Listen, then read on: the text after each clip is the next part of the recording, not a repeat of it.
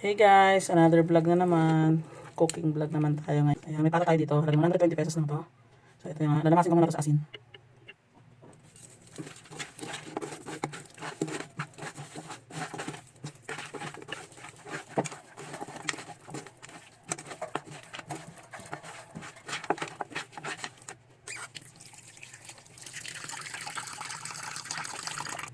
So ayan na nga guys, malinis na yan. Nahugasan ko na rin.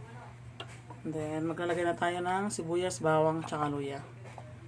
Hindi ko na igigisa kasi tinatamad na ako. Eme lang guys. So ayan, para maiba naman. Tsaka para walang masyadong oil. Ayan, lagyan na rin tayo ng paminta.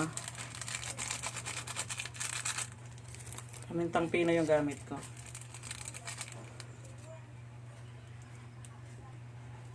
Lagyan na rin tayo ng magic sarap. Maglalagay nga rin tayo ng Mamasitas oyster sauce.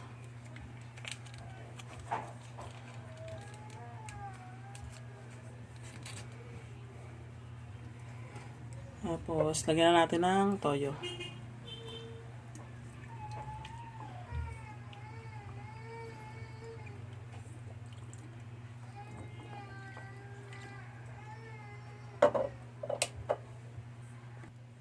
Bago nga natin buhayin yung apoy, mix muna natin siya.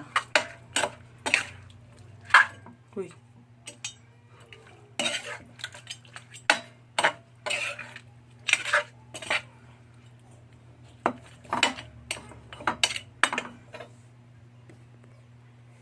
Maglalagay na rin tayo ng konting tubig para sa pampalambot ng pata. Para sa pagpapakulo.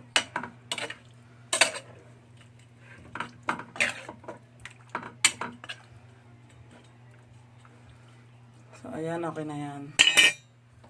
Para natin, tapos ano natin, after 26 years, ayan na.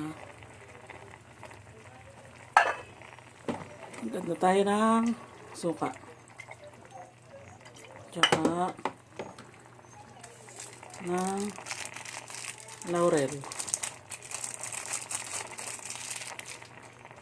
Adin tayo ng konting sili. Hinihiwa ko lang. Pinlastic ko lang talaga.